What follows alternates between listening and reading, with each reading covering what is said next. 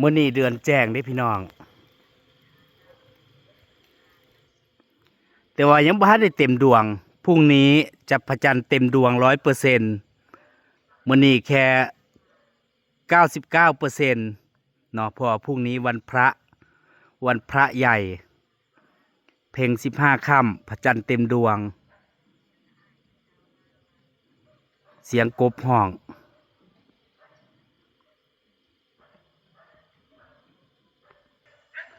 อากาศร้อนพี่น้องฝนบ่ตกสวัสดีท่านผู้ชมสบายดีรอบดึกพี่น้องจ๋าตอนนี้ใกล้จะ3 ทุ่มแล้วคุณยายได้กินข้าวแล้วกับเข้าห้องนอนเข้าห้องแอร์กินข้าวแล้วแต่6 โมงกับเข้า6 โมงเด้กลางเว้นแห้งร้อนกลางคืนกับบ่ปานใดเนาะก็ธรรมดาอยู่สังเกตเบิ่งใบไม้บ่ล้มเด้ได้ยินแต่เสียงแอร์คุณยายสมัยเมื่อก่อนน่ะเรานอนห้องแอร์บ่ได้เราหายใจบ่ออกแล้ววะบ่เคยนอนห้องแคบตั้งแต่เกิดมาก็เคยนอนแต่บ้านไม้บ้านโล่งๆพอนอนห้องปิดประตูแคบๆแล้วหายใจบ่ออกแต่ซุมื้อเนี่ยเราสิ้นแล้วนอนข้างนอกบ่ได้กลายเป็นคนติดแอร์เวลาอากาศร้อนต้องนอนห้องแอร์เท่านั้นพะนะจนบ่เมื่อฮอดบ้านเมื่อก่อนน่ะแล้วก็เป็นค่อนข้างเป็นคนติดบ้านเด้บ่ค่อยได้ออกมานานๆทีแต่ซุมื้อนี้บ่เมื่อฮอดบ้านนอนนาเป็นหลักอยู่บ้านบ่มียายรุ่นกำลังจากที่กินข้าวแรงแล้วก็มาตำหูกท่อผ่าอีกแล้วอันนี้คืออาชีพของนางนะจ๊ะซุมื้อนี่กินข้าวแรงกันยังยายรุ่นหัวซีดเฮ้ยเนื้อกินอยู่2 มื้อยังบ่เบิดอยู่เสื้อบ่ว่าหลายคนว่ายายรุ่นเพิ่งจะทอผ้ารอบนี้แล้วสิแล้วยังเหลือในหันน่ะเหลือมันชุดอะไรนะหมดแล้วนะจ๊ะหมดแล้วจักว่านะเนี่ย12 12กับ24 เมตรนะจ๊ะตำปอกทีละเส้นคิดเบิ้งหลายคนเอาไว้แท้จริงแล้วกับบ่ค่อยมีเวลาดอกส่วงมีเวลาอีหลีก็สิเป็นช่วงนี้แหละกินข้าวแรงแล้วก็จังมาทอผ้ากลางเว้นกะไปหันไปนี่แน่ถ้าช่วงติดงานกะบ่ได้เฮ็ดซ้ำเนาะบ่มีเวลาตำมื้อนี้บ่ได้ไปไต่เขียดบ่ยายรุ่นบ่ไปคู่มือก็เมื่อยไงเมื่อคืนนี่เพิ่นไปไต่เขียดคืนก่อนแล้วก็ไปไต่แต่ว่าเมื่อคืนนี่เพิ่นลงทั้งนั้นเนาะทั้งหน้าเขาเจ้าบ่ได้ลงหน้าเจ้าของมันบ่ได้ขึ้นหน้าเฮาเข้าไปทางแสดงว่าทั้งนั้นบ่ค่อยมีเขียดคือหน้าเฮาเนาะนี่มันเหิบเฮ้ยน้องเขาแห้งแล้วเหิบมันใหญ่มันเลิกมันหลายมันลงเหิบไปขุดเหิบเจ้าก็ได้อุ้ยเหิบก็เหิบทั่วน้องกลางเว้นมันลงเหิบกลางคืนมันก็ออกอยู่อากาศร้อนแบบนี้นะเขียดออกพี่น้องอยู่หน้าเบ้าหมีนี่ไปเอากันว่าซั่นไปซุมื้อก็ได้ซุมื้อได้เขียดหลายปีนี้แต่ว่าเสียงกบห้องมาหลายมื้อเลยพี่น้องมันห้องหาฝนว่าแต่คำมาเสียงอบเอฟอยู่ในสวนน่ะมันอยากวางไข่แล้วมันหอดฤดูมันแท้จริงในแต่ละตัวมันเริ่มจอไข่เด้มีไข่แล้วเนาะบ่ว่าสิเป็นกบบ่ว่าสิเป็นปลาตอนนี้น่ะมันเริ่มไข่ไปแล้วคันฝนตกมาใหม่คือสามารถวางไข่ได้เลยแต่ว่าฝนก็ตกแต่เขตอื่นโหนไปตกทางเวียงพุ่นมือก้อนก็ดีส่วนใหญ่ตกทางเวียงจันทน์บ้านเบาหมีก็ตก2 เทื่อตั้งแต่พุ่นละกับพ่อเปียก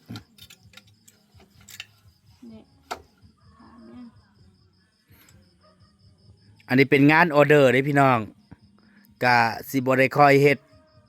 ขันหลายสีแบบส่วนใหญ่ก็ทอยาวเลยเพราะว่าเขาเจ้าสั่งเนาะไปประดับร้านอาหารลูกค้าทั้งฝั่งไทยพุ่นละเพิ่นสั่งแล้วก็ทอเป็นพิเศษพร้อมเด้เนาะก็เขาท่อหนากว้างเต็มพื้นเลยปกติสิบ่ท่อเต็มมันก็สิพื้นบ่เต็มพื้นเนาะแต่อันนี้พื้นใหญ่กว่าปกติ ท่อแบบพิเศษ เพิ่นจะได้กว้างกว่าเก่า อันนี้ได้จักสีเลยยายรุ่นเพื่อนว่าท่อแบบยาวหาพื้นจังขันสีหนึ่งมืออื่นก็แล้วแหละนี่พี่น้องเนาะ คันจับ คันมีเวลาแต่ว่าแต่ละสีเราบ่ซ้ำกันเด้อันนี้จะเป็นเขียวชมพูแต่ละสีเนี่ยมีแต่สีแจ่มๆเพราะว่าเพิ่นต้องการสีแจ่มๆบ่ต้องการสีทึบเนาะบ่ต้องการสีเศร้าต้องการแต่สีที่มันแบบเด่นๆน่ะเป็นผ้าทอมือนะจ๊ะแล้วตัวนี้ทอตัวได้อีกนี่ ว่าผักก่อนจักมื้อเอ้ย ผักเพิ่นว่า ย่างอยู่ย่างบ่ทันต้นละคนไว้แล้วก็ย่างอีกเครือหนึง ทอตัวใดผ่าสีบ่หรือผ่านี่ แหละ เออ เครือหนึง ก็คือเพิ่นสิขอพักก่อนจักอาทิตย์หนึ่งพี่น้องจักสิเริ่มท่อใหม่คือเก่าเนาะ ต้นละเขาบ่ได้สร้างได้ผักก่อน ท่อไปเรื่อยๆอันนี้เป็นงานเร่ง เพิ่นว่าสิท่อเขาเจ้าตั้งแต่รอบที่แล้วพอดีมันผิดพลาดเนาะก็เลยเฮ็ดใหม่ผิดพลาดคือไปขันเป็นพื้นนั่นล่ะ ว่าสิเอาผ้าสีก่อนได้เป็นเบิดแล้วแม่นยังสีเดียวบ่อยู่ห่า เฮ็ดไปเรื่อยๆจนกว่าสิฮอดฤดูทำนาเพอเดือนนี้ก็เข้าสู่เดือนเมษาเลยพี่น้องเนาะวันนี้ก็วันที่1 เมษาแล้ว อีกบ่กี่มือบ่กี่วันก็จะถึงสงกรานต์อีกแล้วหลังสงกรานต์ไปก็เข้าสู่ฤดูฝน หรือฤดูทำนาอีกแล้วท่านผู้ชมเนาะก็สิมีเวลาพักแค่นี้ล่ะ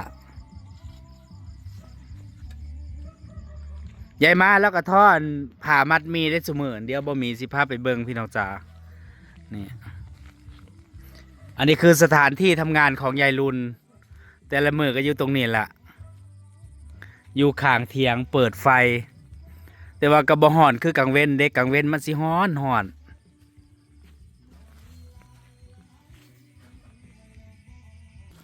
อันนี้ก็สิเป็นบ้านลุงเลินพี่น้องจ๋าคันเปิดไฟแสดงว่ายายมาแล้วท่อผ่าอยู่แล้วสิเปิดไฟหน้าบ้านเพิ่นกลับมาท่อผ่ามัดมีอีกแล้ว หลังจากที่ท่อผ่าฝ่ายผ่าขาวบ่มีงานเหตุเพิ่นก็เลยไปสั่งมาอีกรอบ ตอนแรกเพิ่นสิบ่เฮ็ดเพิ่นว่าเสียงปลอกแหลกปอกแหลกอยู่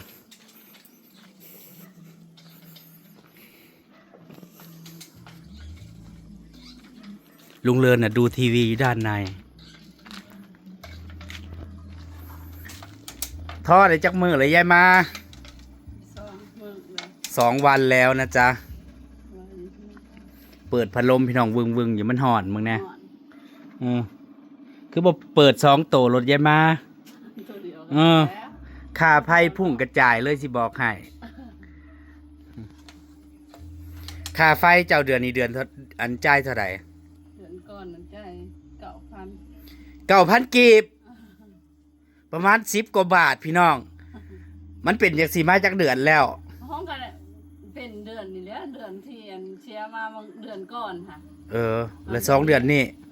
เดี๋ยวคอยแจ้งหน่วยกรมไฟฟ้ามาเบิ่งบ่แม่นเจ้าดัดแปลงอันไฟฟ้าบ่คือจ่ายถูกแท้10 กว่าบาทพี่น้องค่าไฟบ้านยายมาน่ะสงสัยมันเป็นที่หม้อไฟมันน่ะมันแบบมันตายว่าง่ายๆคือมันเสียแล้ว ไฟมันเลยบ่เดินปกติเมื่อก่อนเท่าไหร่ซะเดือนที่ก่อนนั้นบริเซียนนี่นะมันก็56บ่ฮู้ก็ประมาณ80-90 บาทพี่น้องเนาะค่าไฟบ้านเพิ่นน่ะปกตินะ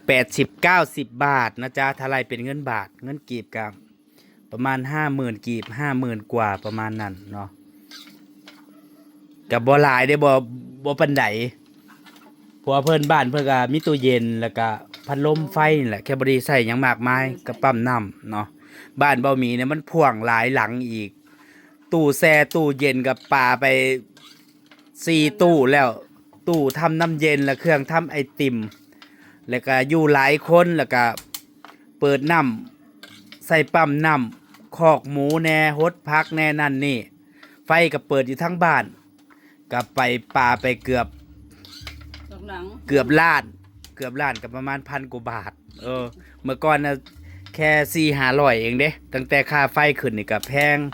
เนาะมันขึ้น2เท่าตัว เออ มาดู 800,000บอกเดือนนะ อันนี้เป็นลายยังใหญ่มา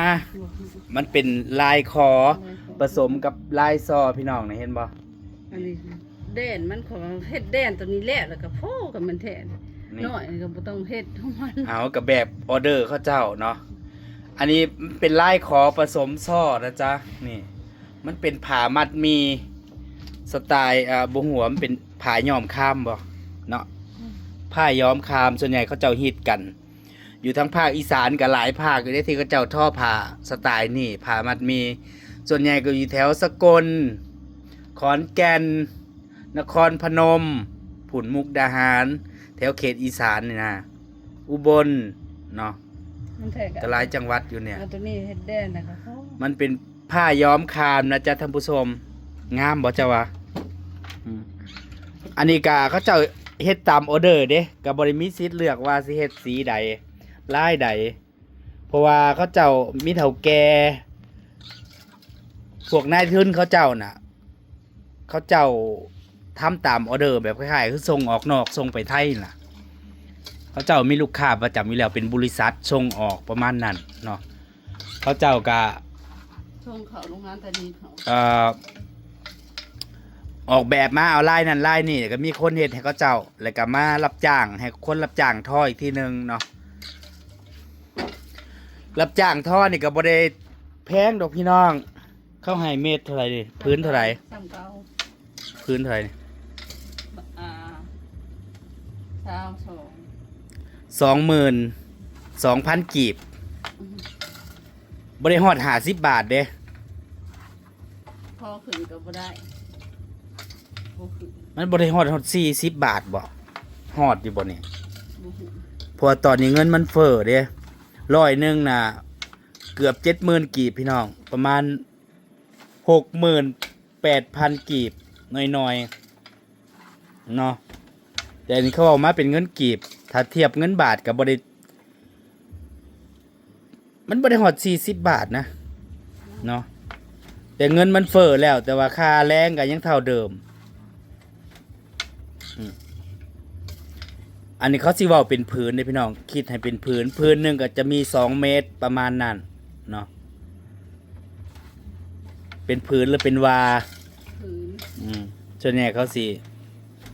เขาบ่เฮ็ดกันว่า นี่ ไปเก่าอันอรุณต่ำนะเขาเอาเป็นเม็ดเนาะ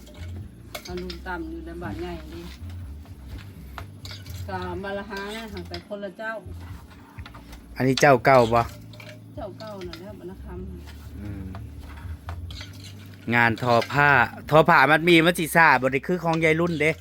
ของยายรุ่นน่ะมันก็สิไว้นะปึ๊บปับเนาะอันนี้ทั้งหน้ากว้างหน้าใหญ่แล้วก็มันเป็นลายพร้อมต้องดึงใส่กันเด้ถ้าผู้ใดที่ทอบ่เป็นน่ะ คือบ่เป็นทอจังไดก็บ่ได้ถ้าลายมันผิดพลาดหรือว่ามันมีตำหนิเขาเจ้าก็บ่เอาเด้ต้องเสียเงินให้เขาเจ้าอีกเนาะแต่โดยความใหญ่มาแล้วมีประสบการณ์แล้วก็เคยทอผ้ามัดมีมาหลายปีทอรับจ้าง แล้วก็ท่อสุปีอันละ ำปีละเครือสองเครือ ถ้าผู้ใดเฮ็ดบ่เป็นนี่บ่ได้เด้มันต้องดึงลายใส่กันอีกเนี่ยอันนี้เพิ่นก็ส่วนใหญ่ก็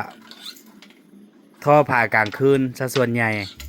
กลางเว้นกับคันว่างก็ได้เฮ็ดอยู่ ส่วนใหญ่กลางคืนกับยามมื้อเช้าเนาะ มันห่อนแห้ง ถ้ากลางเว้นน่ะมันร้อนก็อยู่ยากอีกกลางคืนแล้วใครแน่อากาศก็เย็น แล้วก็แดดก็บ่มีแดดบ่ส่องกลางคืนก็ส่วนใหญ่ก็กินข้าวแรงแล้วก็มาทอผ้ายามมื้อเช้าก็ตื่นแต่ตี 4 ตี 5มาข้างหดเขาไว้แล้วก็มานั่งทอผ้าจังซี่ล่ะ ไม่ใช่เลยนะพอวันนี้ท้อ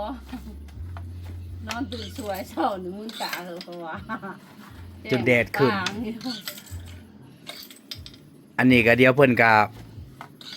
ปิดไฟนอนแล้วพี่น้องเนาะ3-4 ทุ่มเพิ่นก็ปิดแล้ว